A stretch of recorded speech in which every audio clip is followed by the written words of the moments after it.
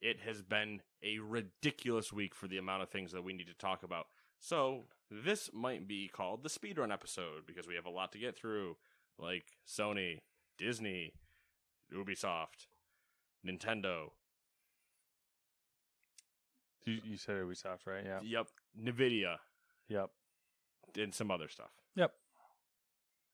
Good chunk. Crazy week. Surprisingly crazy week. Came out of nowheres. Well, it's been building. We had like 2 weeks where we're kind of like, what's kind of going on? And then all of a sudden everybody's like, here's what's going on. And you're like, okay, all right, let's relax.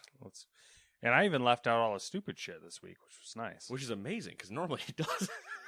Well, you got to put something in there, else we'll just be sitting here in silence looking at each other, and it'll be awkward. That's a lie. It's awkward anyway, and I'll say something stupid.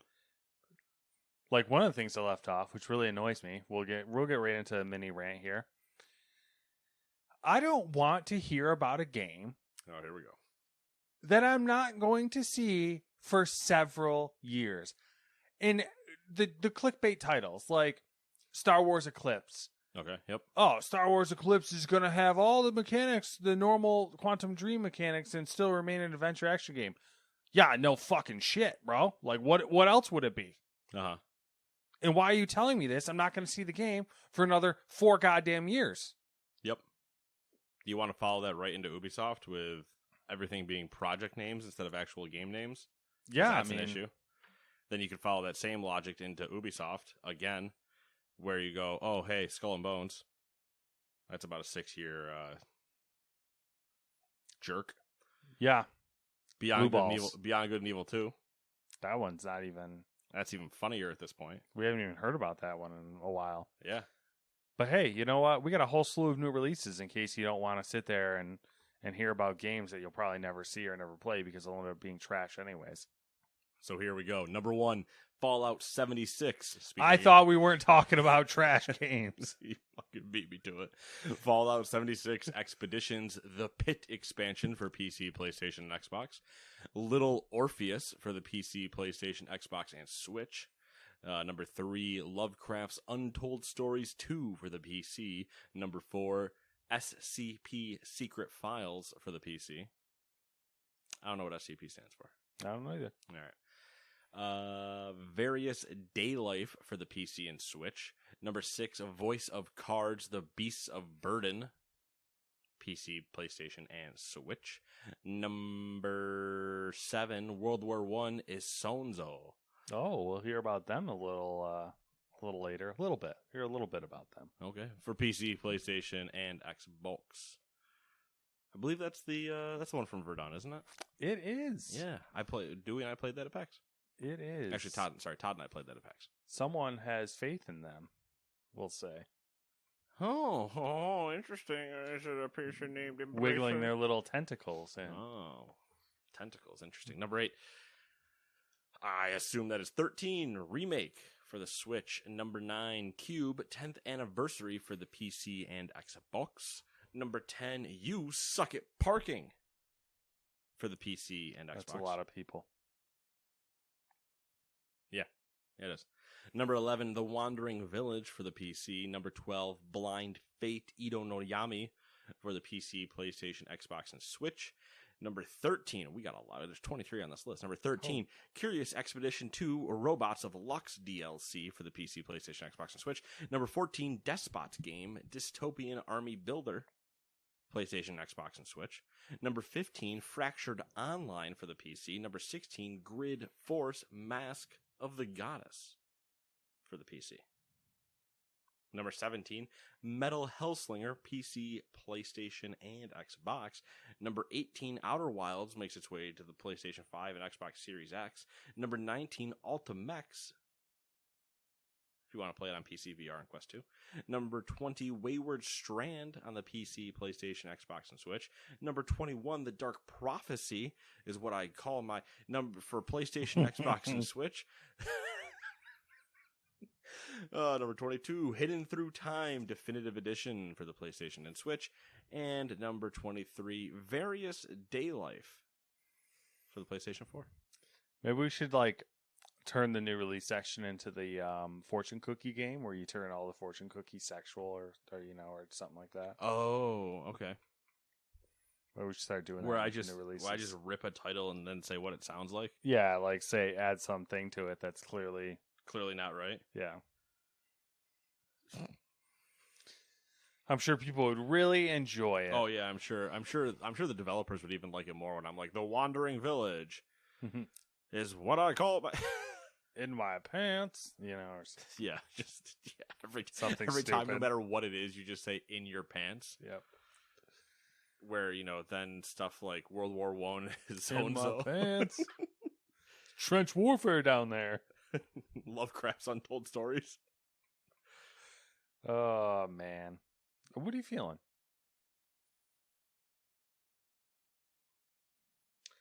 Evens. Okay, dodging that bullet. I'm dodging partially that bullet because I'm just going to start ranting about it as you read them. Anyway. Okay, that's fair. So we're going to kick off this week, an interesting week, one might say, with the Ubisoft Forward that happened Saturday that we predicted. We didn't predict. We relayed someone else's prediction on Friday. So we'll see. I mean, we predicted our reaction to it. We'll see how accurate they were.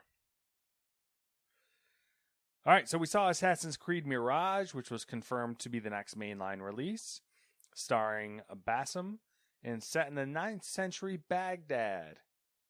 And it's supposed to be capture the spirit of the original Assassin's Creed. Coming out in 2023. We watched the trailer for that one. Anything to say? Do you want me to continue on? Yeah, just keep going. All right. There's too many Assassin's Creeds to stop at one. All right. Codename Jade. An open world RPG for mobile, optimized for touch controls, which I don't know what else it would be. Set in ancient controller. Set in ancient China. I almost said Japan. That's the next one. Set in ancient China. And allow players to create their own characters. And then we got Codename Red. All right, so these next two, the theory is that they're for Assassin's Creed Infinity. But anyways, then we had Codename Red, which will be set in feudal Japan, and is being developed by Assassin's Creed Odyssey lead studio, Ubisoft Quebec. And then we had Codename Hex, which really didn't show much, but is being developed by Ubisoft Montreal, and is historically the lead studio on the series.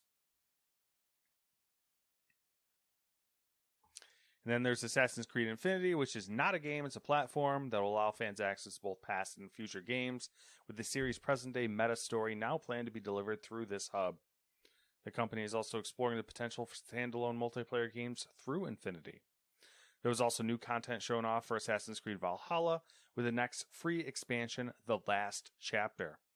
Non-game announcements include Beyond the Creed, a new documentary looking at the series' first 15 years.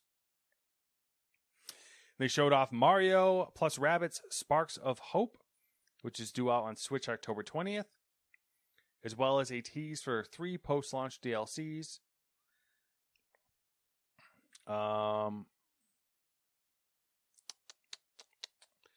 They detailed an expansion of its partnership with Netflix, which involves 3 mobile games, which will be available to all of Netflix subscribers with no ads or in-game purchases. The first will be Valiant Hearts 2 in January. Mighty Quest later in 2023, and an undated mobile spin-off of Assassin's Creed, which I would hope is different than Jade, but who knows? I would hope it's the same. Well, you're making a 5th one? I would hope that they wouldn't do another mobile game, but if they're going to word it that way, I would assume that it's a different game. That's what I should say. So they're going to do a 5th. We're talking about Creed Ubisoft project. here. You got to get in Ubisoft's mind. That's the issue. I don't want to be there. My IQ would plummet. Other announcements include a closed beta for Rainbow Six Mobile. Nate's really pumped about that one. And another closed beta for Tom Clancy's The Division Resurgence, a mobile version of the MMO, obviously. We saw the first look of Tom Clancy's The Division Heartland, which Didn't really show us much, if I'm honest. Honestly, scared me. Yeah, because it definitely just looked like Multiplayer. multiplayer. And that's where I went, oh no. Which honestly, I think that's what it is. I think it's an escape from Tarkov clone. Right, but I wanted my cake to eat it too. Yeah, I mean, I agree with you. I'm only, as far as the Division goes, I'm only interested in PvE. And if it was truly a Tarkov issue, like true Tarkov, they wouldn't even be referencing survival mode, which is in the other divisions. They would be doing their own thing. Yeah. We also saw a little Brawlhalla spin-off. Not really a spin-off, I guess. Brawlhalla's take on Castlevania,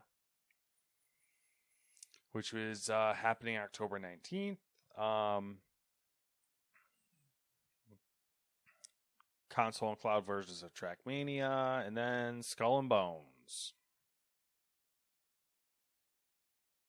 So, and then there's all a bunch of shit for, obviously, The Crew 2, Riders Republic, Division 2, Rocksmith Plus, and Just Dance 2023. So the immediate first take. Creed. I'm annoyed at them. The Assassin's Creed stuff. What the fuck are you doing? You can't help yourselves, can you? No. You remember? In retrospect, it's hilarious because they were like, okay, we need to slow down development on the Assassin's Creed series. You're gonna bring up this again? No. But it's hilarious because you're right to bring it up. But this was my I ranted and raved when they pulled this the first time. Yeah, but it's even funnier now because like not they made only it worse. Yeah, not only did they not do it, and they did it one time, which was Origins, I believe. Mm-hmm. And Origins was great. And then they immediately came out with Odyssey, which was clearly like Origins, but like with a different fucking paint job. And then all of a sudden they're like, wait a second. What if we came out with 4 games at once? And that's where we're at now. We have, we're going to get Mirage. And then we're immediately going to get hit with the release of Infinity, which is going to be, well, actually, we'll probably see Code Jade first. We'll probably see the mobile game first, I would assume. Then we'll immediately get hit with... No, sorry. The other time they took a tube break was going into Valhalla. Okay, Valhalla. Okay. Yeah, I had to double check that because I'm pretty sure they took one for that, and they did. Which, look at that. What were the best Assassin's Creed games that they've released recently? Origins of Valhalla. Ones with 2 years breaks. And then, yeah, so we're going to get hit with Mirage, which apparently is a, whatever. Which, again, if it's next year, my issue is the timeline for Mirage and Infinity. Because if Mirage is next year, which is the assumption, I think they're planning on it being next year.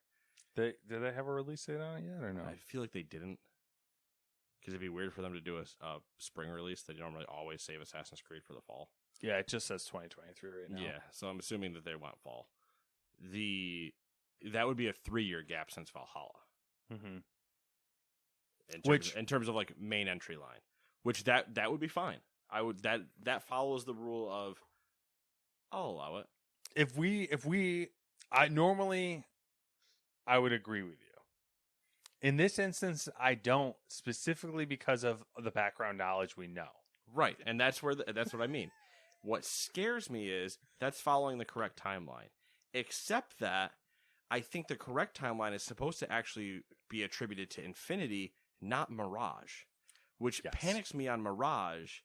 Mirage is a Band-Aid rush. Yes. Is Infinity's not ready, give them something. Mm-hmm.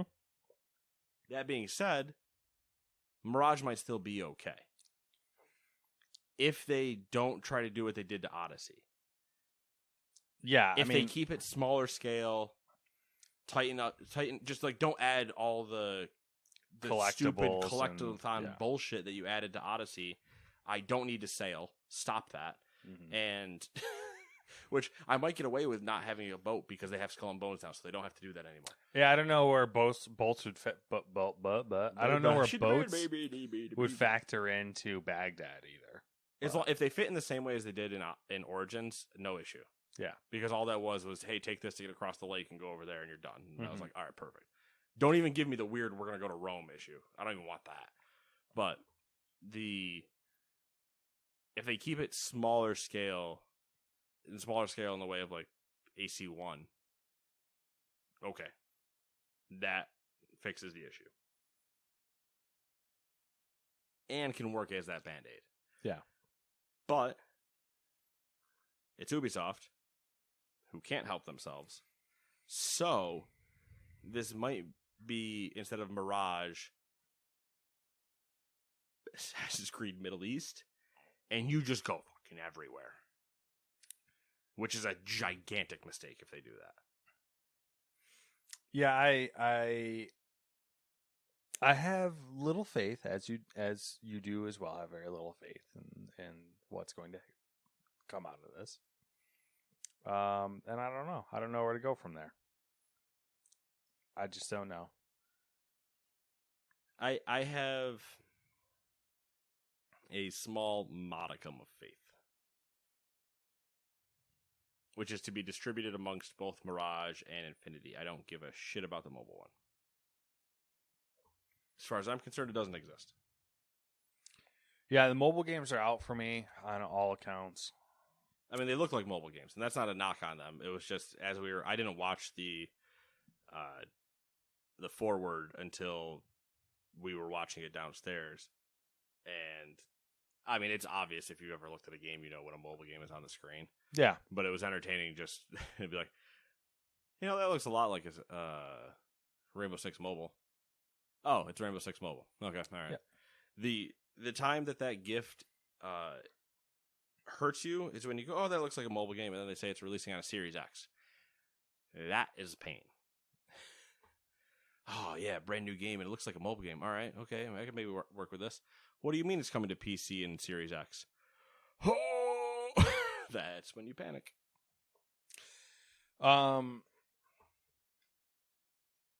Also, unique play for them. I mean, granted, everyone knows that Infinity's a thing. They announced it now officially, so whatever. Did they? I don't know. It seems to be assumed that that's... Because it seems like they're teasing it. Yeah. Or that they're in... Here's the thing that potentially scares me. Is that it won't actually be a thing, but that they will have an in-house project called Infinity, which just means we're never not making one. And it's like, okay, all right, that is not what I thought you were doing. I mean, it's definitely an interesting ploy for them, because normally we just get, they're telling us, they've told us about multiple Assassin's Creed projects in the works, which they've never really done that before. So that's interesting, and I don't know. I mean, what are the implications on that? So if we assume, well, we know Mirage is a Band-Aid fix. So are they going to release Mirage? Like, is Mirage going to be, is it going to stay a fall release? Or is it going to be like a summer release and they immediately plan on hitting us like... It's a fall release. So you think they're going to do fall release? Fall release. Mirage, and then one of these Infinity... In the fall. I think the following fall. Following fall. I hope they don't try to do some shit. Let's put it this way. If they're intelligent. So, yeah, that'll be Mirage in October and one of the Infinity ones in December. I'm hoping they don't try to do like Mirage in fall and then immediately like, oh, here's Code Red or whatever, or Codename Red in spring or summer, and then just go nuts. But whatever. We got plenty of other things we can talk about. Like number 2. And take a guess. Psych. We still talk about Ubisoft. Number 2, speaking of Ubisoft, Assassin's Creed is already stirring up some shit. An Ubisoft store listing and an Xbox store listing for Mirage carried an AO for adults only 18 plus rating with content descriptors for intense violence, blood and gore, sexual themes, partial nudity, and real gambling. Ubisoft had this to say, quote, following the announcement of Assassin's Creed Mirage during Ubisoft Forward, some store pages mistakenly displayed the game for pre-orders with an adults-only ESRB rating, and are being fixed. While Assassin's Creed Mirage is still pending rating, Ubisoft wants to reassure players that no real gambling or loot boxes are present in the game, end quote. The publisher did not explain how the AO rating found its way into the official Ubisoft Forward live stream. Kind of weird that you would be doing that. And Multiple storefronts, and it would mention real gambling, and now you have to come out and say, no, not in the game. Yeah, that's real sus, as the kids say. In the stream, multiple storefronts. It's a lot of fucking up going on there. Yeah, A lot of people not asking questions if that's not correct. There's a lot of where there's smoke. There's a forest fire. And Ubisoft just revealed the gender. Oh, references. You get it? They burned down California. References. Or I guess Notre Dame in this case. You imagine if Notre Dame was God, it was all a ploy to get Ubisoft attention. It was a marketing ploy. Oh, that was a ploy? I was going to say, can you imagine if Notre Dame was burned down from a gender reveal? Oh, that's also pretty horrible, but... you think they had gambling and then they backpedaled, or do you think it was... I don't know. I bet there's gambling in the game. I just don't think it's probably not real gambling. And I think that's maybe where the confusion came up. Because it might be... there's some there might sort be a of... mini game. Yeah, Like maybe there's currency in the game, but not. Yeah, like there's a cup game with like one of the random vendors, or some type of gambling in the game, and somebody was like gambling, slap it on, and there. Maybe that's how it got there. Wild times we live in. Or there's loot boxes, or there's loot boxes for the code names. Not Mirage, and somebody threw them all together because there'd be loot boxes in the live service one.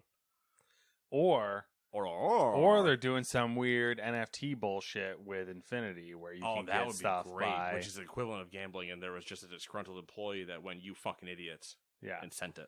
Where like, oh, you buy Mirage and you beat it, and you get this item that you can use in Infinity. Yeah, except that once we turn everything off, you can't use them anywhere else, and that's the exact reverse purpose of NFTs. I'm not doing this again. I already ran Ubisoft through the ringer the first time. All right. Number 3.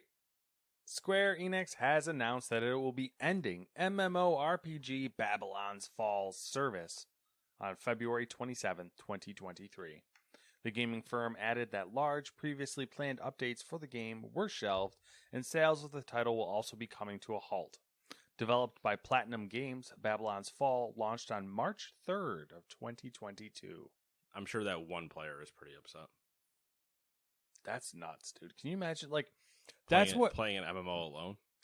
Yes, but that alone is pretty bad. I feel like more than any other game, MMOs, you have to do your market research. You have to do your focus groups. You have to do all that work. How do you get to a point where you release a game and like it's so bad that you're closing it down before a year? It's not even making it a year. Like, I feel like if you're doing an MMO... You had to have been high. I feel like if you're doing an MMO, you have to be, like, sure that it's going to have some sort of player base. You have to be sure that you can survive a year. Yeah. You have to be unbelievably sure that you can survive a year and then determine yourself. And I guess, you know what it is? Maybe this is me just hypothesizing, is that we did go through a point where there was a drought of MMOs, where we didn't see MMOs coming out frequently or at all. Yeah. And then all of a sudden, the past year, I would say year, maybe 2 years. I'd say 2 years. We've been hit with a bunch of releases in quick succession. Some of them have been successful, and some of them have crashed and burned. And it's almost like people forgot, what it takes. And I say that, and it's mostly, I think Platinum's Games is a Western studio, isn't it? I believe so. Because most of the ones that have been successful have been Korean or...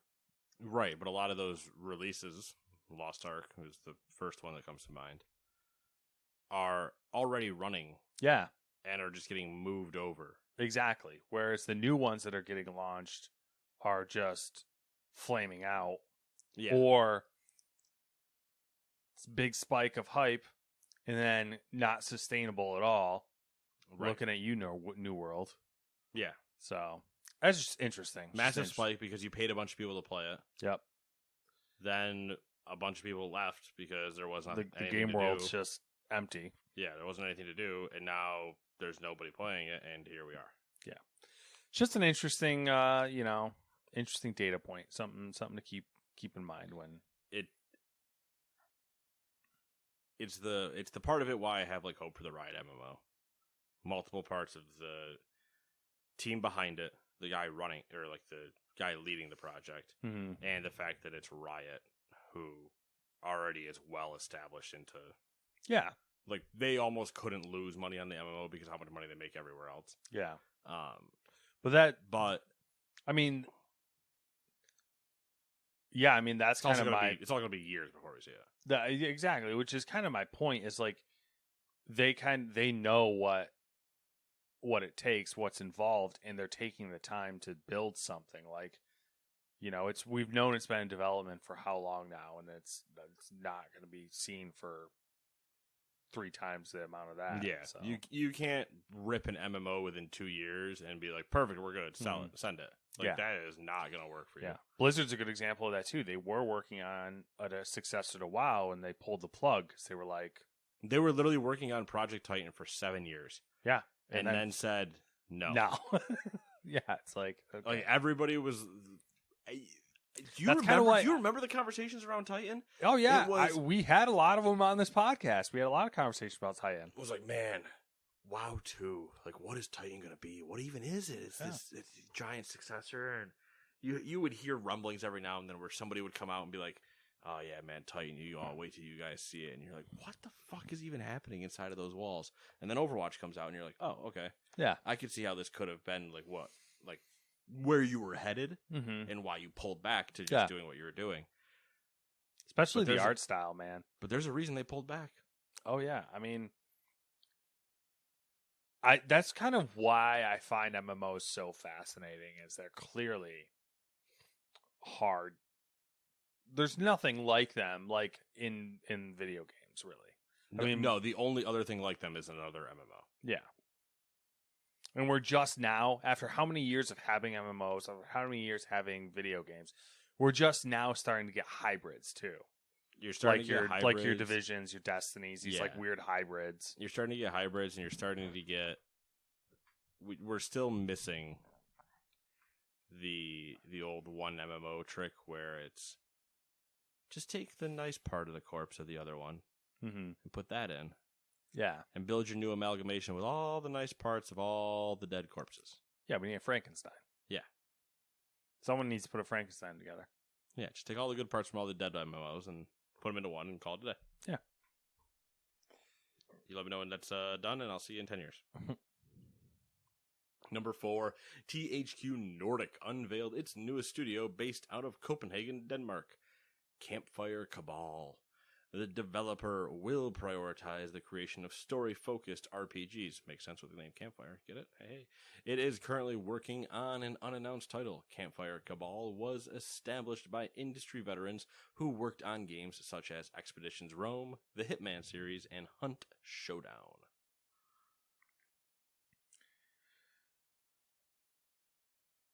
Interesting choice to start another developer when you own a million developers, but yeah, but cool. Now they can just start one. Yeah, I like something the name. Something different. Yeah, I like the name. It's a cool name. Bored of buying things. Yeah, let's make something. Yeah, it's funnier that they're going to be prioritizing story-focused RPGs, but have people from Hunt, Hitman, and Expeditions Rome. I also thought that was interesting. Like, hey, we're going to do this thing. Here's people with backgrounds that don't even relate. Yeah. I mean, I guess action part maybe, but we'll see. Number 5, Electronic Arts has partnered with Japanese publisher Koei Tecmo. We're going to go with that. And its Dynasty Warrior studio, Omega Force, to develop a new AAA IP. The title, which is currently unnamed, is described as, quote, the next great hunting game, end quote, and is based in fantasy feudal Japan. More details about the project are expected later this month. The partnership is a departure from EA's Originals' usual strategy of partnering with independent studios. What is fantasy feudal Japan? Fantasy feudal Japan, and the quote is the next great hunting game. All right, so we're hunting dragons, maybe? We hunting some sort of, like, what other feudal fantasy Japan? Monster Hunter in feudal Japan. Yes. In a fantasy land. Yes. So it's all the beasts you've ever fought and thought of inside of Japanese lore. Yeah. Which I don't know what that would entail, but I don't know, probably something along the lines similar to the Ghost of Tsushima, like, mystical DLC thing that happened. Yeah, I guess so. A lot of dragons. I don't know. I'm curious. We'll see. A lot of dragons. Probably a giant pig. Did they have, like... Did they have phoenixes of some kind? Birds? Some sort of birds. There's some type of bird over there, yeah. I don't know. Maybe that's what they mean when they say hunters. They mean like Monster Hunter, not actual Call of the Hunter. Maybe. I mean, I would assume. I don't know how Call of the Hunter is going to work. What do you park the horse in the tent to make the glitch happen? You know what I mean? Like, that's an issue. I mean, I would assume that would be the case since it's they say fantasy feudal Japan, which is interesting. So, all right. Cool beans. Time for a little bit of disappointment. G4 TV, and do we talk about... Hold on, before I continue this, do we talk about the bigger issue? Which one? Fanbyte. We did not. I did not put Fanbyte in here. Okay, because Fanbyte's more involved than actually this is, but I'll do this. Yeah. G4 TV has reportedly laid off between 20 and 30 members of staff this week. That's according to Kotaku, citing 3 different sources familiar with the matter who say the redundancies came by surprise. Some staff had even shown up on set to begin filming before being told their programming had been canceled. Affected staff are said to have been given between 16 weeks and 6-month severance pay based on how long they've worked for G4 TV parent company, Comcast. And then Fanbyte dropped a shit ton of people as well. Fanbyte, who is owned by Tencent now. Mm-hmm. Tencent, who made $35 billion. Yep. And then just axed a shit ton of people. The better part is apparently people were finding out there were Fanbyte people at, I believe, Tokyo Game Show, getting ready to do all the covering and yada yada, and were dropped while they were asleep in another country. Classic. We will have other stuff to talk about Tencent at some point. Yeah, let me look at this article real quick from TechCrunch. Tencent lays off nearly all of its staff at Fanbyte. That's kind of crazy. Yeah. Basically gutted it, and people were finding out essentially via Twitter. Like, oh, so-and-so just got removed from, like, the Slack channel. That was my boss. Am I gone? Like... Wild. Well, they're all in Tokyo. I assume it's Tokyo anyway. How does that even... I can't fucking stand people. Well, that was the... Yeah, I don't know. So that's ridiculous. Yep. That's all I got. All right, number 7. Corporate Vice President of Xbox Game Studios and head of 343 Industries, Bonnie Ross, has announced her departure from the two firms. In a post shared to Twitter, Ross said she had, quote, hoped to stay with Halo until we release the winter update, end quote, but added that she'll be leaving and, quote, attending to a family medical issue, end quote. That departure might have been the catalyst for Microsoft to restructure the leadership team.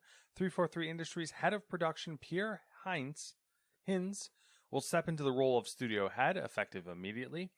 2 new roles have been created: General Manager of Franchise and Business general manager of franchise, and then business and operations lead, which will be filled by Brian Koski and Elizabeth Van Wyck, respectively. Following this news was another major departure. Lead designer David Berger is also departing 343 Industries. He led development on the Slipspace engine that is used on Halo Infinite. And based on the quick succession and other rumors, I suspect there will be more changes to come with 343 Industries. Like we said, Yeah. 343 is no longer allowed to do what they want. Yep. Y'all had one chance, one opportunity, one moment. Lose yourself in the... To be fair, I appreciate the reference. To be fair, they definitely were given more than... Oh, yeah, no. They were 100% given way more than one chance. Massive leash on that one. Yeah. Your leash extended from screwing up Master Chief Collection in the beginning. Yeah. Again, Master Chief Collection now, it's great. But you can't release a Halo and do the same thing. Yeah. No one's going to give a shit if Halo Infinite in 2026 is, like, great. Because, sorry, but your competition at that point, it's going to be a lot bigger. Yeah. Not to mention your own game is competing against you. Your own game in Master Chief Collection is better.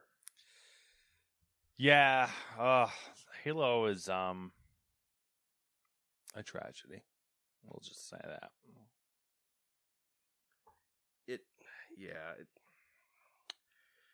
I don't want to be disappointed again. But that being said, Nintendo had a direct. So I'm going to blitz through this. Do it up.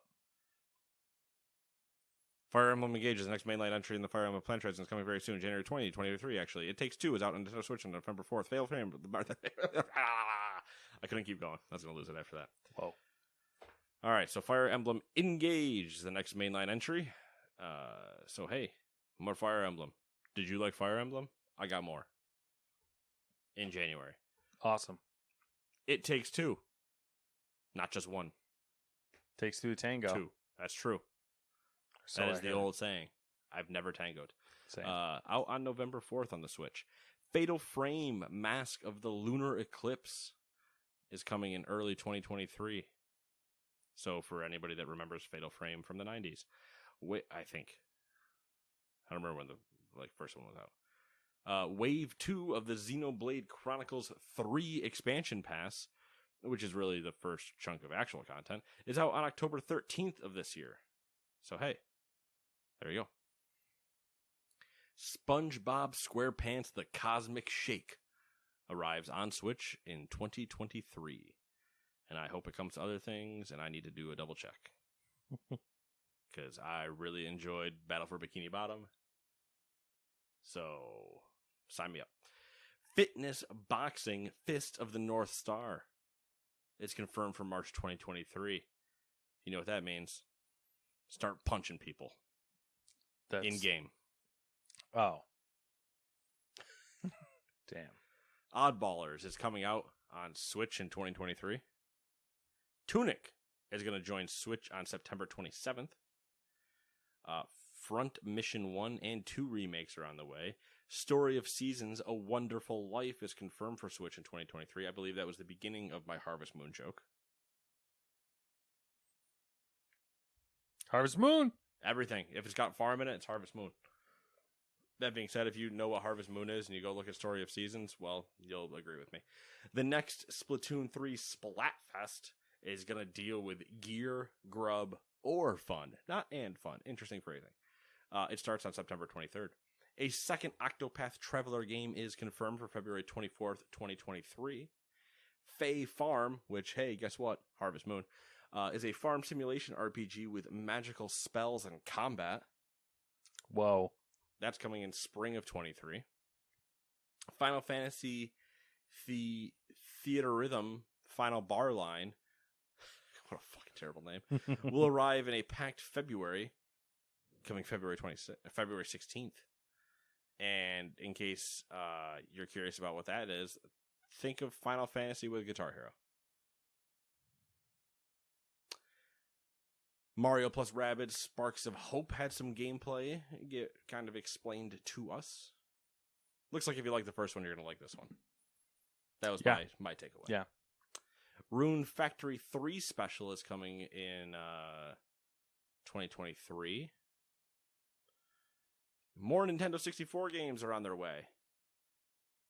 Pilot Wings 64. Oh, snap. Mario Party 64. Oh, snap. That's lit. Mario... You're not playing your drum. Mario Party 2, Mario Party 3, Pokemon Stadium 2, 1080 Snowboarding, and Excitebike 64, and GoldenEye 64 with online play.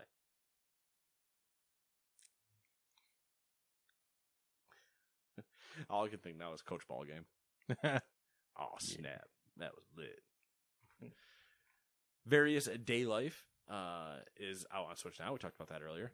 Factorio and IB are going to be on their way. Factorio October 28th and IB sometime in the spring.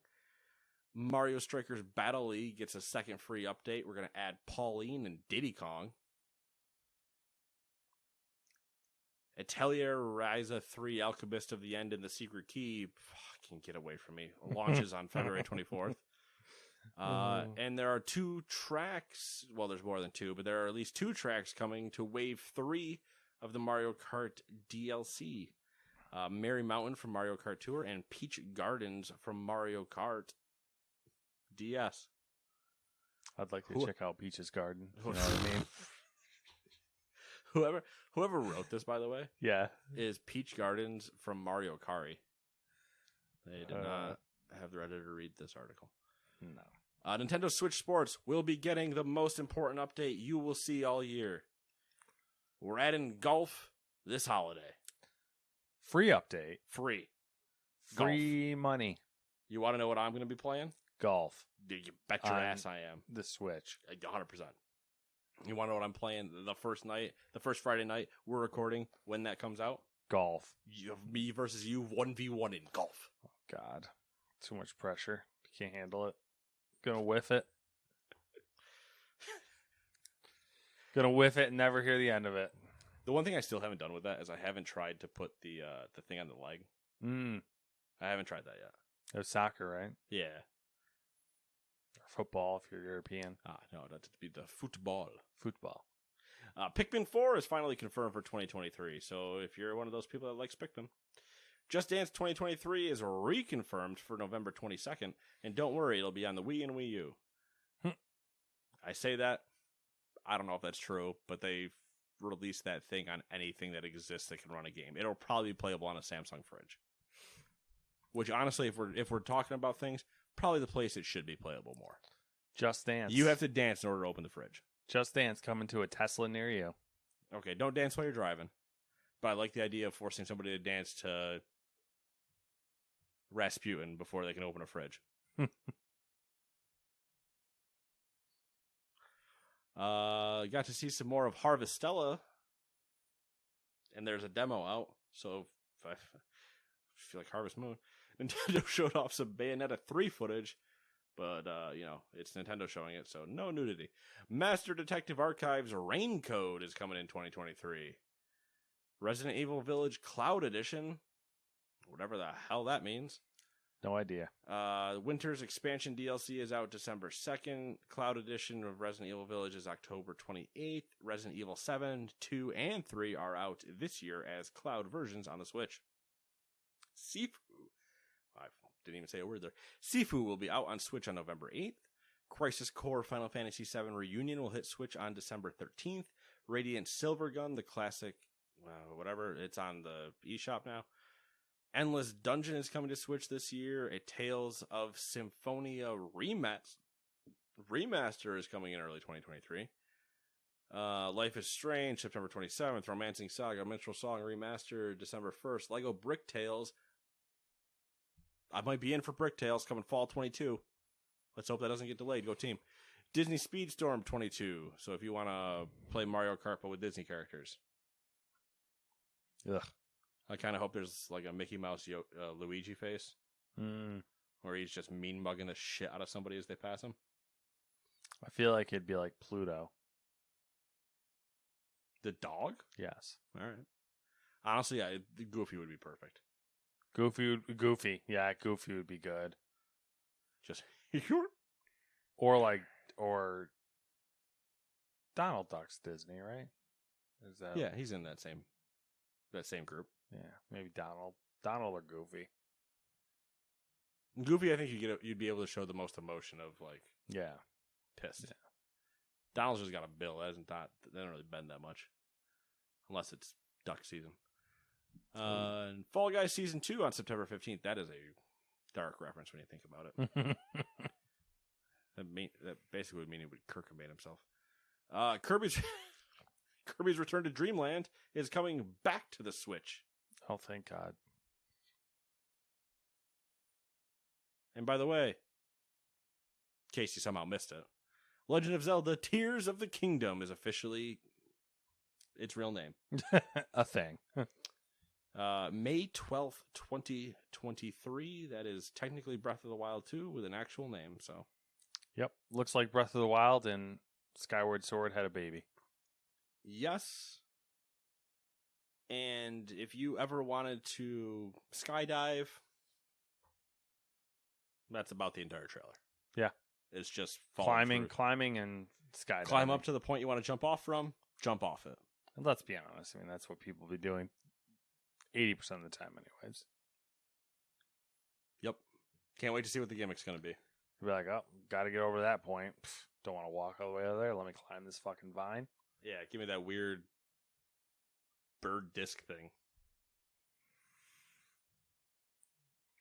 So yeah, there's a Switch Direct. You're welcome. I just want golf and SpongeBob. I mean, I'm a simple man. Oh, and Lego. If you want to talk about where my interests lie, that says a lot. I mean, I'm interested in golf because obviously Wii Sports, or not Wii. What's it called? Wii Sports Golf was a thing, but this is Switch Sports. Switch Sports, it's Nintendo Sports. They just do it right. Everybody can play. It's easy. Yep. I'm a little curious about the Lego thing to see what that's all about, but I just Nintendo.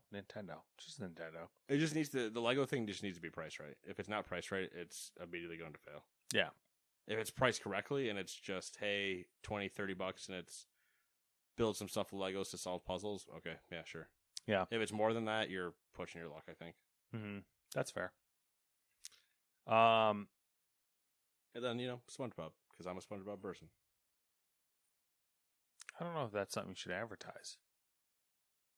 Why? Because, SpongeBob, it, kills brain cells. Does it? I feel like it does. I wumbo, he wumbos, he, she, we wumbo. It's simple oneology, SpongeBob. See, this is what I'm talking about. All right, Who are you people? That's a good episode. He shows back up to his house and there's just a bunch of eyes underneath.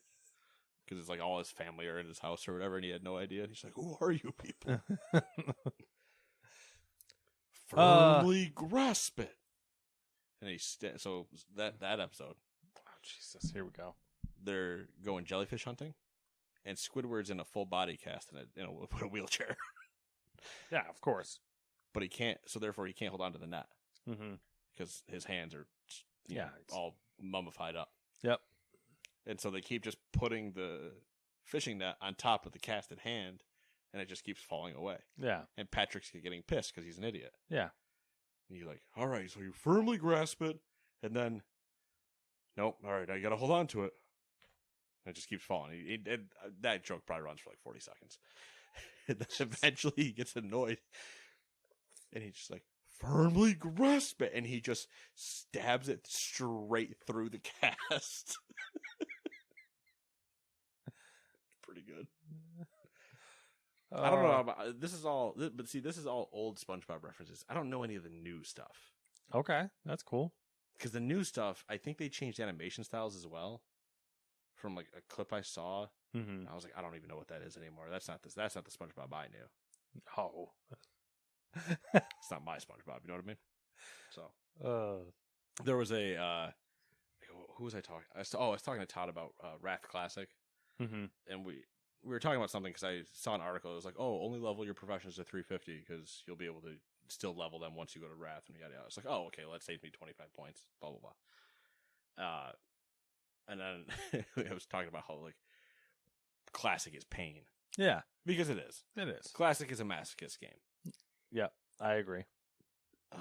But I just typed in like pain or something, and one of the images that came up with a SpongeBob image, and it's when he's trying to work out to get stronger, and on the wall he has like no pain, no gain, and stuff. But his bar in front of him has just two stuffed animals attached on the side as weights because he's a weakling. Yeah. And I'm just like, yeah, I sent him that. I was like, that's how I feel right now. Complaining, except the actual task isn't actually hard. It's just me bitching about uselessness. Yeah. Are you feeling it now, Mr. Krabs? SpongeBob. The Krusty Krab pizza is the pizza. All right. Get me out of my loop.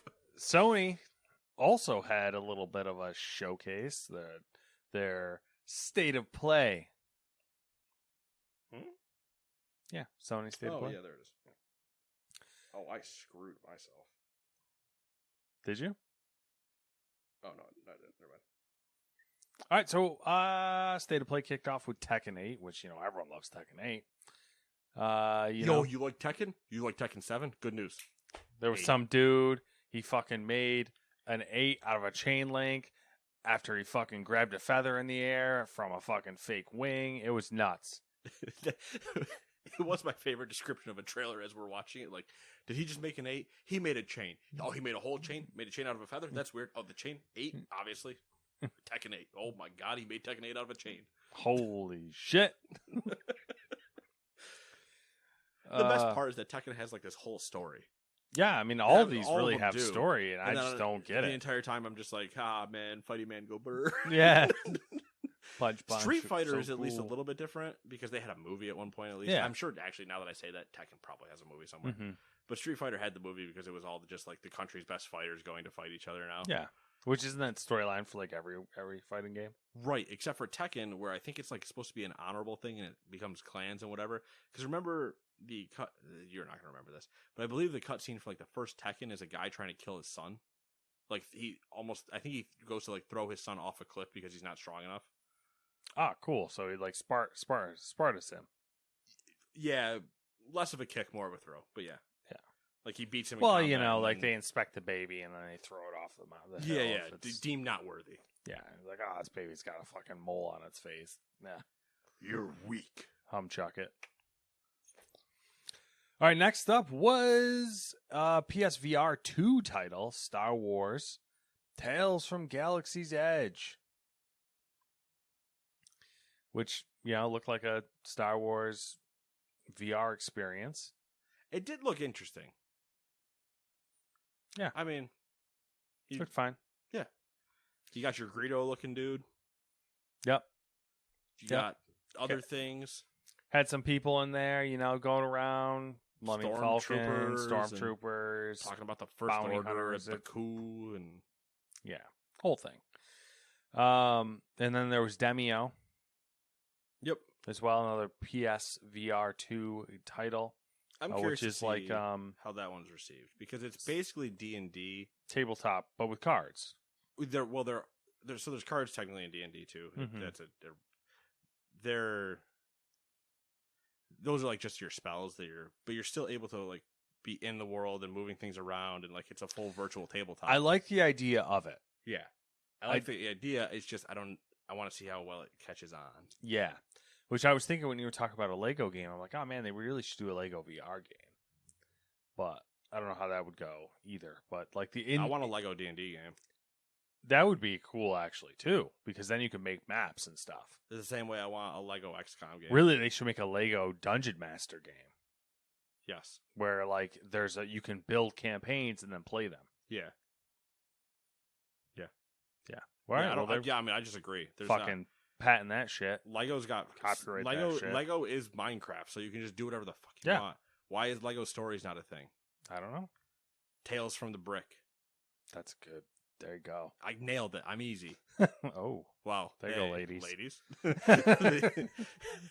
The other thing I would love for them to do is like Lego XCOM Mm-hmm. You have all the different universes. You've got Lego Pirates and everything else. Yeah. So it's just, Lego City. yeah, go Lego XCOM. Do it. There There's needs to already- be more Lego crossovers. There is a Lego. Oh, I can't remember what the name of the game is. Lego World, isn't it? No. Well, there's a bunch of Lego game. Well, there's that. That's a shit show. There's like a Lego mobile game where you can have different characters from different worlds and stuff. But you're on and it's kind of like the XCOM, but you're on a grid system of, I think it's 5 against 5, and they all have like abilities and stuff. And it's like you could do that, but now take it to the next level and actually bring it to a PC. It's like, it sounds like a MOBA. Kind of, but you're not moving. There's no lanes or anything. You're like, one person has an ability that says it hits the front 3 for whatever. Okay. The other person has a heal. Yada yada yada. Okay. All right. Next up, they showed Like a Dragon Ishin, which is actually a remake. Originally released in Japan in 2014. Yes. There you go. Boom. I'm crossing it off my next story. Oh well, it's in both. It's in both. Yeah, I know. That's why. That's how I pulled that out of my head. Because you think I remembered that? I don't know, man. You have some random knowledge sometimes. That's true. Next up, we had a Hogwarts Legacy featuring Joker's Laugh. No, really, it was just it was a weird trailer for a PlayStation exclusive quest that's called Haunted Hogsmeade Shop. And I think it only hurt. It did not help Hogwarts. Yeah, it did not. My wife, who loves Harry Potter and is really looking forward to this game, watched it and was like, I did not like that. I do not want to play that. What is this? This is dumb. So, yeah. Watching it, I didn't even obviously you would watch it before and you're like, yeah. Oh, it's this side quest. And I'm looking at it, I'm like, this doesn't even look like Harry Potter. No. Other than the fact that the person is a wizard and clearly wearing Hogwarts robes, that's about it. Yeah, it's really out of place. After that was a first-person survival game, first-person survival driving game called Pacific Drive, which looked intriguing, but I just don't know what it is. Yeah, that's about where I was. I was like, I'm listening. Yeah. Show me more. And then PlayStation talked about their dumb digital collectibles that they're calling PlayStation Stars. Honestly, it's just what they should have been called. I mean, it's just an excuse for them to fucking bring back PlayStation Home. Which would have been fine. Yeah, I don't like. That's the thing. Without PlayStation Home, what the fuck is this? If they literally announced PlayStation Home is coming back in a version 2 sometime next year with fully upgraded, you can have your avatar. Everything's in chibi form because we don't want to do much. Makes sense detail. for PSVR 2. Yeah, and we don't want to do much detail, so everything's in chibi form. Deal with it. It'd be like, okay, yeah, sure, fine. And then, hey, you can have your little customizing house where you have a shelf full of these stupid things. Yeah. Everybody would go, okay, that makes sense. Now, why? I don't know. Doesn't make sense. Hopefully, we're just not seeing the full picture, but you know how PlayStation is. Also, again, it's clearly not for us. Yeah. Then there was Sin Duality, which is a new IP from Bandai Namco coming in 2023.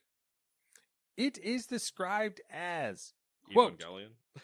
Embark on a brand new dystopian journey with a Magus, your AI partner, and explore the post-apocalyptic world of Amasia.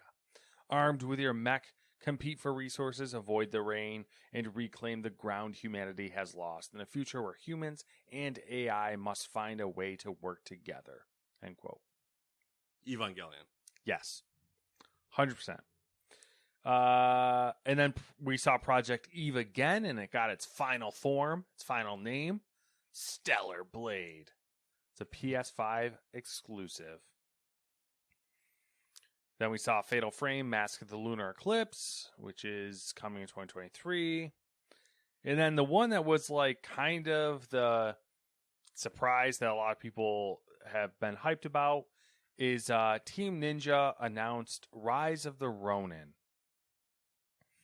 It was labeled as a console exclusive, which is coming in 2024, and it's described as, quote, "You are a Ronin, a warrior free from all masters and bonds, and as your destiny intertwines with story characters, take part in an immersive combat-focused action experience," end quote.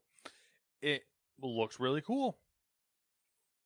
So, Looks I don't cool. know. It's Team Ninja. It follows on or it wasn't follow, but it's a slightly adjacent path to Ghost of Tsushima. Yep, a little bit later. I'm sorry, Ghost of Tsushima. Yeah. But This one's the Ronin are in Tsushima as well. yeah, but Tsushima but is like not- 16th Yeah, century. yeah. Not the same time frame, Yeah. but the same This one's late 19th century, so it's aesthetic 18 almost. 18 A little bit more 9 city life. Yeah, exactly. Guns. Pistols are a thing. Yeah. At this point. We're slightly blending cultures now. Yep. So gung fu is officially a thing. Or sorry, no, what is it? Gun kata? Is that the joke? There's both are jokes, I think. Well, gung fu I think is a fake thing. Yeah, gun Gun kata. kata I believe is a fake real thing. Yeah. Maybe. Sounds good. I can't remember the name of that. There's that one movie. Which Oh, one? is it called Gun kata? I gotta look it up now. Who's in it? I don't remember. What This happens is a in it? Lawrence reference. You're talking about Equilibrium. Yes. With Christian Bale in it. Yeah. At one point, there's a guy in a black suit against a guy in a white suit, Yes. both with guns that's pointed at each Equilibrium. other, and are just dancing around each other. That's Equilibrium. Gun kata. Yep, gun kata. Yeah. Okay. Um, That's like Lawrence reference. You're like Equilibrium. Finally, there was some God of War stuff. First off, they faked us out with the God of War Ragnarok controller. It's a pretty controller.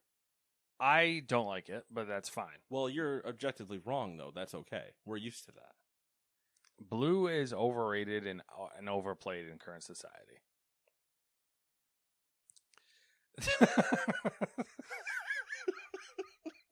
Just for reference, he's sitting in a blue room. I have a blue microphone wind cap. My phone case is blue. This is a fine blue. All right. I'm talking about this royal blue. Okay, all right. I think honestly, the only part of it I don't like is the part that makes it a God of War controller. With the fucking wolves. Yeah, like they look. It looks objectively, it's a good color scheme for a controller, and the wolf design. It's a good design. Yeah, it's just fine. I'm just not a fan of it because I Yeah. like my controllers to be more basic. But Mhm. that's obviously you don't do that if you're doing a custom controller. That being said, that controller proves that PlayStation needs a design lab like Microsoft because they're printing specific colors on specific parts. So let users do that and you would sell so many more controllers. Yeah, I think that's fair. Especially I thought because they were going that controller's probably upcharged by $10 at least. Oh, I'm sure. I thought they were going to psych us out, and this was going to be like the only Yeah. God of War stuff we saw. And I was furious upon watching this. But then they immediately followed it up with a story trailer for God of War Ragnarok, which was really good. Well, that and there's no other event between now and release that they would really show it at. That's a fair point. That being said, it is a great trailer. And if you like God of War, it is 100% worth watching. There are a lot of questions that Matt and I have. There are a lot of things that we can't wait to get our hands on. And I am moister than an oyster for it. That is accurate. Someone that I work with was like, I they texted me and they were like, I pre-ordered God of War. And I was like, oh, they must have shown God of War at State of Play. So I watched the State of Play. And then I saw the controller thing. And I was like, what the fuck is wrong with this person? and then they followed it up. Because there was a clear divide. There was like the trailer. There was the controller, pause, story trailer. Yeah. So then I was like, oh, that makes sense. Yeah, because But- it is. I will pre-order it the week before it comes out Yeah. and do my pre-download so it's ready for me. Mm-hmm. Because I am not about to get bamboozled in case they accidentally delay for a month. That's fair. I'm down with that for But- sure. I am, after everything else has gotten moved out of the fall, This is going to be nice. this is going to be amazing because I'm not going to be overwhelmed. Yeah, Well, theoretically. when's the release? November 4th? I want to say November 8th. It's early November. Okay, early November. So if WoW's leak holds true, Okay. I have about 3 weeks to beat God of War. Which is plenty of time. Yeah. Because God of War, I don't think is going to be long. Well, it took what? Probably 40 hours for the last one. Not counting killing all the Valkyries and stuff. Yeah, I would. Talking just adventuring, and you know for a fact this is going to be bigger. November 9th is when it's coming out. Yeah. So 9th, then 2 days later is Veterans Day, which means I have the day off, so I'll be able to play that all the day then.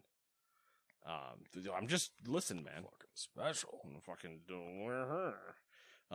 Yeah, so I'll be able to play all day then. That'll move me a while through that game.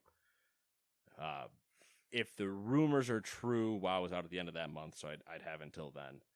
But even then, as long as I was close to the end by the time WoW was coming out, or I'm at a point where I can say burn through, then we're good. If I'm still at like the middle, that's an issue. But you know how it gets. You reach that point of not no return, but you reach the point of, okay, is there really much more I can collect, or do I need to just sit down and go? That's why I had November 8th in my head. Football Manager. I like that you, first off, I like that you have that in your head and not me. Because I saw it like on a release Also, date. the Then I joy, was like mental. No. as much as I enjoy Football Manager, doesn't affect me at all. You want to know why? Because you play it with whatever. It's usually a secondary thing, isn't it? It is a secondary thing, because especially if I'm still leveling in WoW, I could have Football Manager open and keep leveling. But no, mainly Kenny's still West Coast. Yeah, so you guys do it really late at night. Well, not just late at night, but if it's the weekend and it's at noon for me, it's only at 9 for him. Yeah. So there's that issue. But it also means that we can't do it during the week now. Yeah. Unless there's a holiday or something. Mm-hmm. There's no real way for us to play during the week because I'm at home at 5. He's still at work for another 3 hours. Okay, so we start at 8. Well, I'm not playing till 11. Mm-hmm. So, yeah. So as much as I love playing it, that usually gets reserved for the weekend. So I can assign my time appropriately. Free time must be nice. Dude, imagine not having a kid and wife.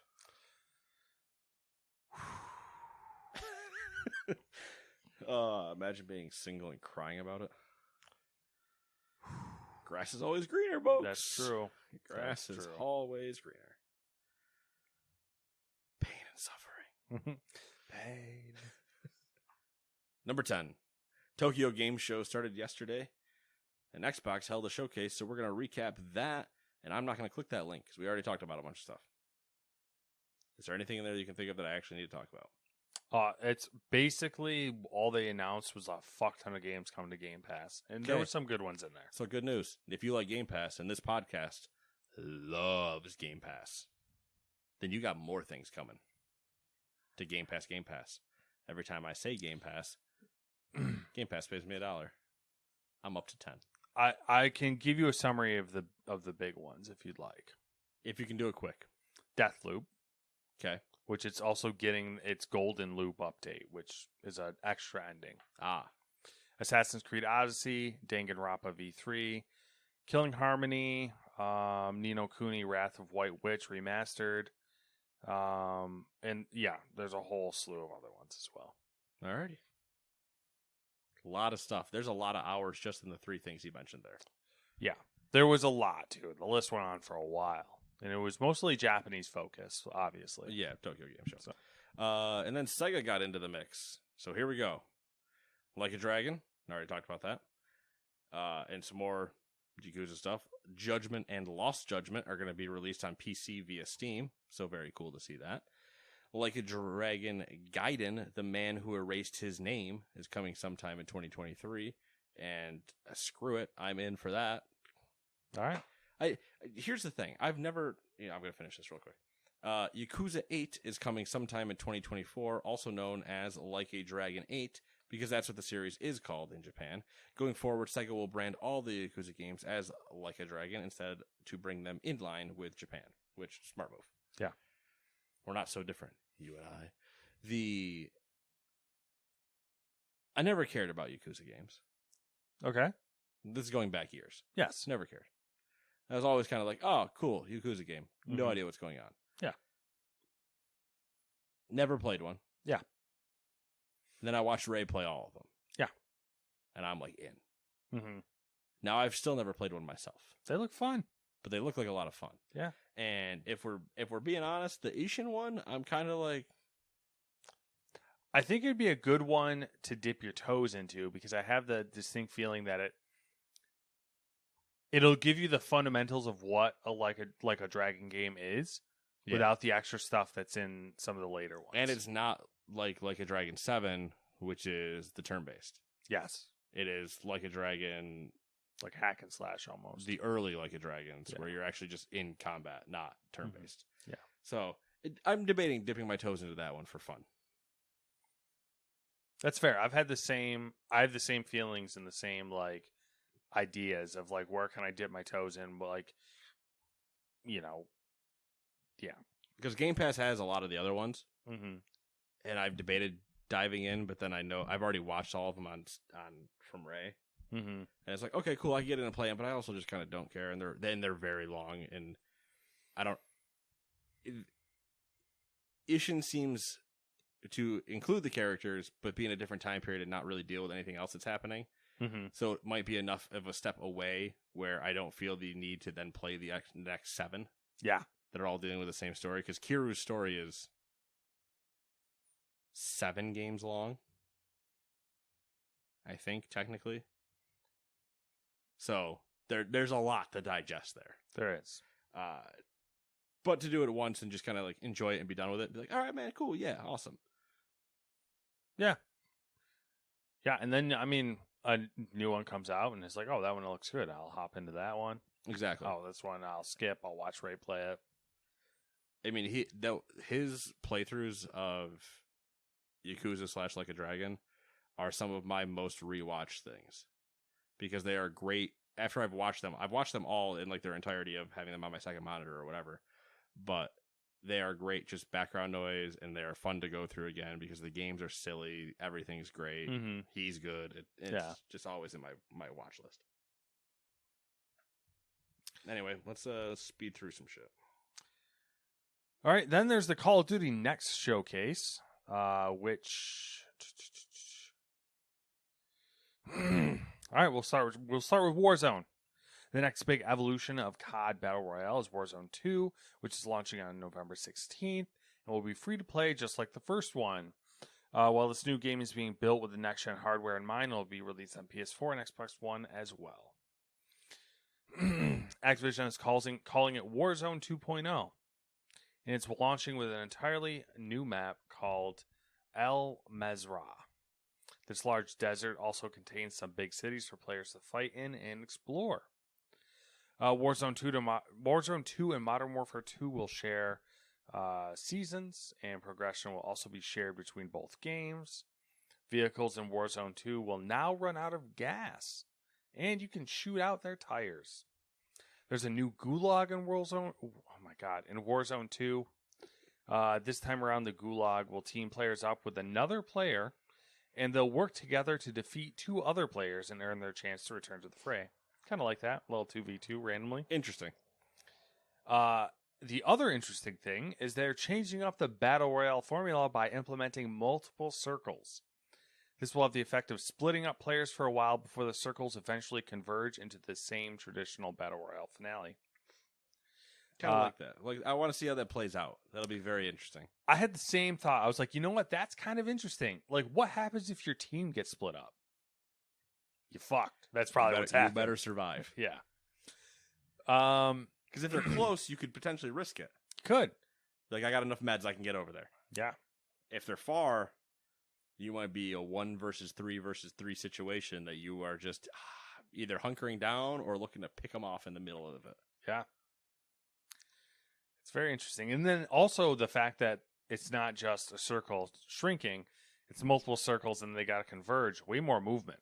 Yeah, a lot more movement. Yeah. And finally, as far as guessing, get to the middle of a big circle and then kind of hope that it kind of averages out to be around you. Yeah. And finally, for Warzone, Infinity Ward says that matches will contain 120 players and no bots. That's a lot. It is big. That is a large number, Matthew. That's a large number. I can't even count that high. Now on to Modern Warfare 2. Spec Ops is back. The mode will be available at launch on October 28th. Did you ever do Spec Ops back in the day? I did not. They're fun. The Dolphin Dive is back. I don't even know what the fuck that means. So that's when, if you're sprinting, okay, and you hold, like to go prone, you dive forward. Okay, cool. So there are clips from Dolphin Dive. I think was in Black Ops as the first game it was in, back in 2000 whatever. And you could dolphin dive like out of windows and stuff. So there's a bunch of clips that are hysterical because you can still shoot your gun. Mm-hmm. So there's people just dolphin diving out of a window and just shooting. Yeah. All right, so the Dolphin Dive is back. You'll also be able to swim, mantle, and hang off ledges. Previous ways of moving around, like tack sprinting, are back as well, but have been refined and improved. Modern Warfare 2 will apparently have raids. These will be 3-player co-op experiences that sound similar to raids in Destiny. That's not what raids were in Destiny. That's strikes. Although it won't be released until after the game launches in October. So it sounds like those would basically be slightly more convoluted Spec Ops missions. Okay. Spec Ops missions are solo or duo mission. Some of them were actually... No, you could do those ones. Weren't they almost like challenges? Yeah. You got 3 stars for completing them. Yeah. And there were X amount of them. Mm-hmm. And it is the only achievement I don't have in Modern Warfare 2 on my Xbox. Wow, fucking loser. No, because I got it for my fucking buddy on his Xbox, and then we didn't ever do it for my Xbox. Wow. Yeah, so choose better friends. Guess who I am? Team player. And a winner. But or a sucker. Fucking hey. Do you remember was it Battlefield 3, 4? That had the side missions in it that you could like duo on veteran or whatever, and they were basically like Spec Ops missions where you got dropped into a little thing that you had to go undetected, undiscovered, and whatever, and like navigate through. Mm-hmm. It's similar to that except Call of Duty's version. But man, the Battlefield ones were so much fun. My buddy and I got so damn good at those. Same buddy. Third-person online matches and playlists are coming back. Some larger modes will now support AI players. When you kill an AI player in Invasion, for example, the game makes it clear you took out a bot and not a real player. I hope it screams on your screen, "You loser, that was an AI." Get good, scrub. It just flashes in like 172-point font, not a player. The beta begins September 16th for PlayStation users who pre-ordered, which is yesterday. And then rolls out to more groups every couple days. It's a typical Call of Duty beta, super convoluted as far as who has access. Yep. So, every couple days, more people can play. Just keep checking. Yeah. Just keep checking. Yeah, I wish I could show you some of those. I mean, I guess I could YouTube-wise show you some of those Battlefield missions.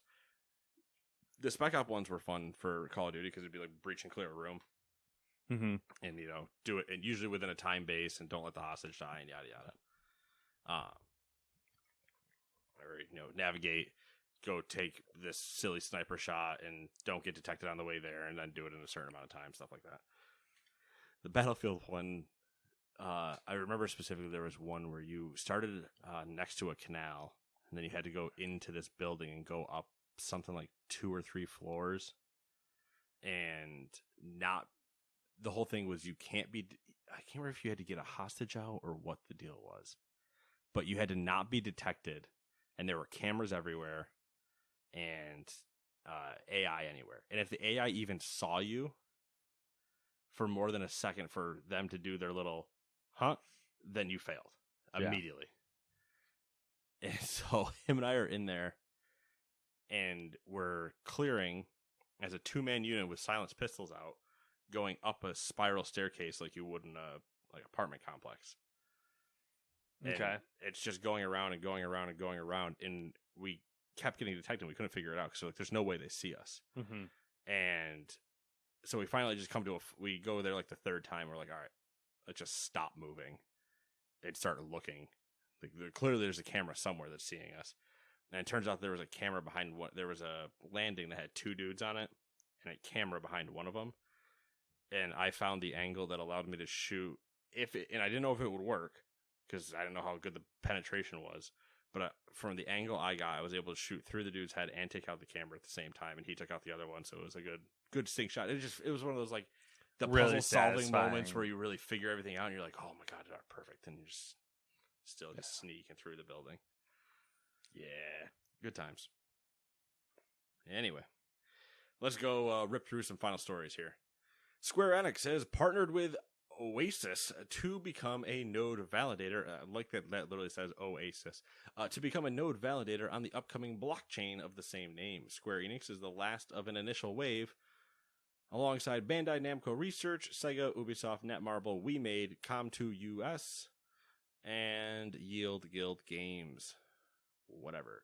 Number 2, games company Zynga has announced that it has completed its purchase of mobile platform Store Maven, established in 2015 and based out of Israel. Store Maven helps creators optimize an app's business performance. We do talk about it. Perfect. Number 3, Focus Entertainment has acquired a majority stake in Black Mills Games from M2H Games. Black Mills is known for the World War I game series, starting with Verdun in 2015. Number 4, Activision and Tencent has earned over $1 billion on Call of Duty Mobile. $1 billion. Activision has banned 500,000 Call of Duty accounts to date. They have also renamed over 300,000 accounts since launching its automated filtering system, which targets and removes offensive usernames and clan tags. Pretty sure they're mainline stuff, not their mobile stuff. Number 6, Game Informer's Andrew Reiner announced that he will be departing the publication as he transitions to a career in game development. Reiner has been with the magazine for nearly 30 years and in the past 2 years served as its editor-in-chief. So good luck. Number 7, Roblox is rolling out in-game ads. Get fucked, kids. Number 8, UK media outfit Future has announced a series of layoffs across its publications, despite the high profit margins forecast for the end of the month. While the extent of the layoffs is uncertain, editorial staff across brands including TechRadar Gaming, Android Central, Windows Central, and iMore have been affected. So if you haven't sensed the trend of journalists getting their jobs cut, well, there you go. Number 9, EA is launching a new kernel-level anti-cheat system for its PC games. The EA anti-cheat will debut first in FIFA 23 later this fall, and is a custom anti-cheat system developed by in-house EA developers. AKA it'll suck. Yeah, there's a lot to be scared about that. Number 10, Kojima Productions has posted a teaser that has fans speculating about what the company could be about to announce. Leading theories point to the darkened image being Elle Fanning. Elle Fanning? I think it's Al, yeah. Elle Fanning. He was seen on a call with Jordan Peele and, of course, none other than Jeff Keighley. I assume that's probably Game Awards bullshit, though, so... Yeah, which is probably honestly related to this right, as well. Which, again, you want to talk about things you're not going to see for years? Shut the fuck up. Number 11. Starting on October 18th, The Sims 4 base game will be free to play. So, if you have no life, then there you go. Number 12, Tencent has invested into Triternian, the developer of Mordhau, via a minority stake in the company. Remember Mordhau? Yes. What a time. Number 13, Capcom showed off some stuff at TGS, but the main thing was DLC for Resident Evil Village. It'll be called Winter's Expansion, and it'll have 3 core components. Story DLC called Shadow of Rose, a third-person mode is getting added to the game, and extra content for the Mercenaries mode. Number 14, Hollow Knight Silksong was confirmed to be coming to PS4 and 5. Cool. Number 15, Neo developer Team Ninja. Talked about them earlier. Yep. Doing Ronin. Has released a demo for its upcoming Souls-like Wo Long Fallen Dynasty, letting players on PlayStation 5 and Xbox Series try the new game early. That's not the Monkey King one, is it? No. No. Number 16, Konami confirmed that oh god, I almost said Sudoku. Suikoden 1 and 2 HD Remaster is coming to Xbox One, PS4, Nintendo Switch, and PC sometime in 23. Number 17, Amazon has greenlit Blade Runner 2099, a live-action series presumably set 50 years after Blade Runner 2049. And I don't care. Number 18, Disney released a couple trailers for Star Wars Tales of the Jedi and Mandalorian Season 3. Tales of the Jedi, pretty cool to see Dooku doing his thing. And Mandalorian Season 3, you better go watch Boba Fett. yeah, that's definitely a required thing. Number 19, Adobe is acquiring design software company Figma for about $20 billion in cash and stock, and you guys want to complain about Blizzard and Activision. I don't even know what the fuck Figma is. Exactly, but $20 billion, and we're complaining about a $70 million move, maybe shut the hell up. You know what I mean? Yeah. I'm just saying. Come on, Sony, start complaining. Shut your fucking mouth. Number 20, Ethereum moved from proof of work to proof of stake, which means Ethereum 2.0 is now live. And if you don't know what that means, go look it up because I'm not explaining it. Number 21. The one thing I guess that should be mentioned about that is that it essentially makes GPU mining dead. Yeah, yeah, that's true. Number 21. Is this long enough to have to do the speed read voice? Because I feel like this is kind of important enough to not do the speed read voice. It's up to you. Your call. EVGA will no longer make NVIDIA GPUs due to disrespectful treatment. They will continue to sell their current inventory, almost all of it, but won't be releasing 40 series cards. EVGA said they will be staying in business and has not entertained the idea of partnering with Intel or AMD in the future. For reference, GPU sales make up about 70 to 80% of EVGA's revenue and is NVIDIA's number one board partner, or was. Oh my god. Dun, dun, dun. Dun, dun, dun. Anyway, it's been 7 days. What you been up to? Not much. Just reading books, doing the book thing, which is still trying to get through Embracing Defeat, the Japanese book. It's real. That'd be a depressing It's game. a tough one. I haven't been enjoying it too much. No, not enjoying it because it's tough, or not enjoying it because it's just like not entertaining. And I know those are two both, those really. are two hard things to like decipher. It started off because it was tough, like just from Mental standpoint. a mental standpoint, yes, and then it's not entertaining, as in like it doesn't cover the things that I was hoping it would cover. Gotcha. And next up, I might dip in and read through the majority of the Lord of the Rings franchise, or I might do another Again. Well, I read like I do audiobooks recently. But the last time I read Lord of the Rings, I was still working at Target, and I physically read them. Yeah, I remember the book. Yeah. It was So it was one of the mainstays in the office. Yeah. So I might do audiobooks, and then do like the Lord of the Rings, and then also all the other Silmarillion, and then also the other ones further out that I don't think really matters.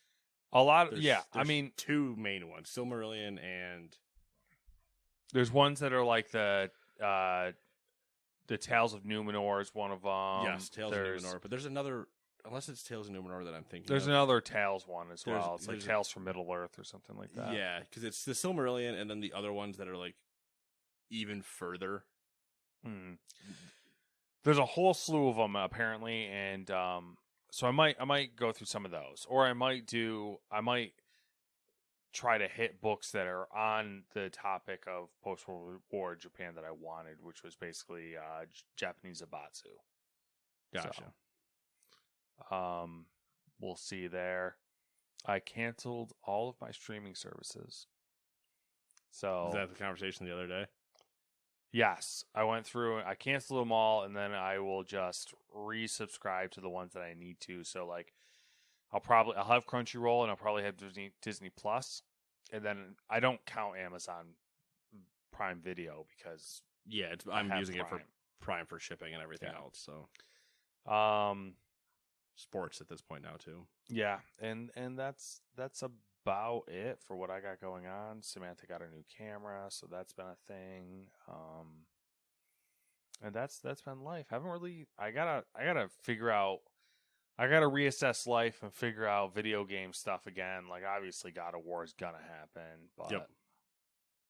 I don't know. That's what have you been up to? Chilling, Chilling, working out and chilling. working out, and wow. Yeah, I mean that's basically it. Working out and WoW. Taking it easy this week in WoW because the fixes and the keys I absolutely hate. Yeah, I just don't want to deal with them. that's fair. I think they're bullshit, and I would much rather deal with almost any other affixes. Just because I don't want to deal with them. So, like, can I play with them? Yes. Can I still complete keys? Yes. Do I enjoy it? No, not as much. The fixes where they remove mechanics, right? Or is it different stuff? It depends on the thing. Mm. The affixes are like, this week is necrotic and spiteful. So what happens?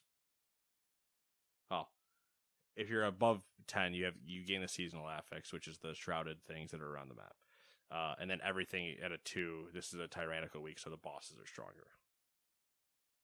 That opposite, the 10 up stays for the entire season, and then tyrannical switches with fortified. So either the trash is stronger or the bosses are stronger, and that just flips.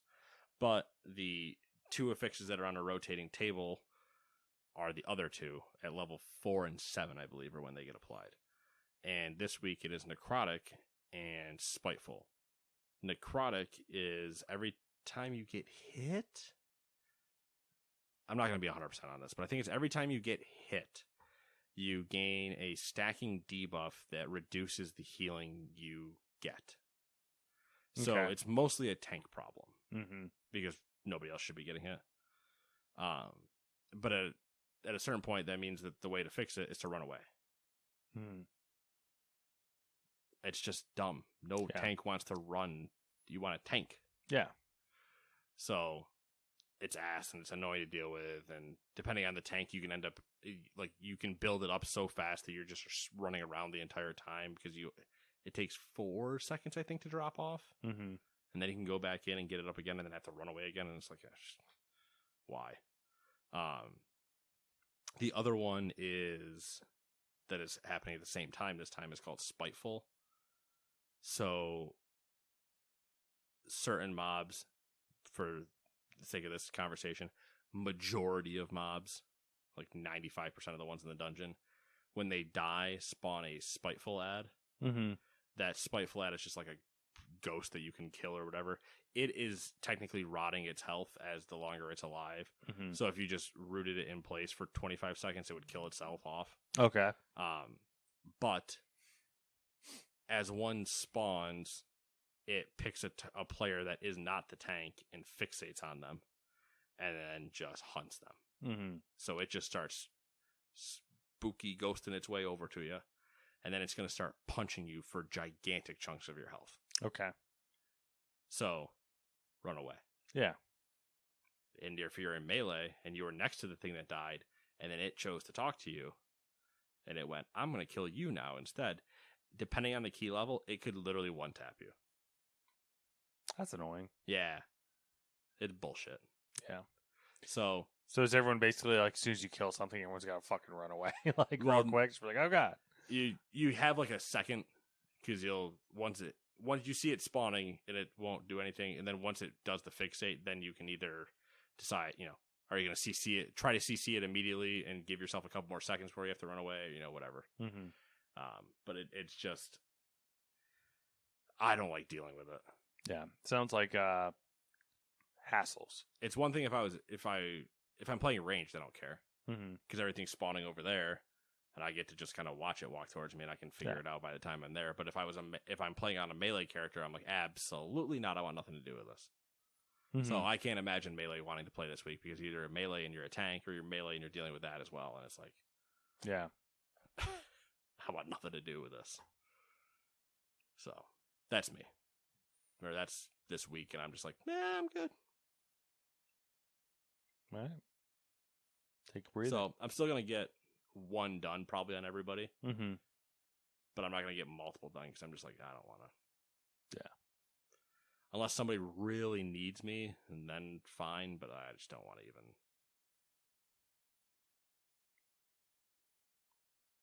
I don't want to do anything higher than a 15 if I can help it. But anyway, that's all I got. I'm good. Alrighty then. Then we shall see you in 7 days. Bye-bye.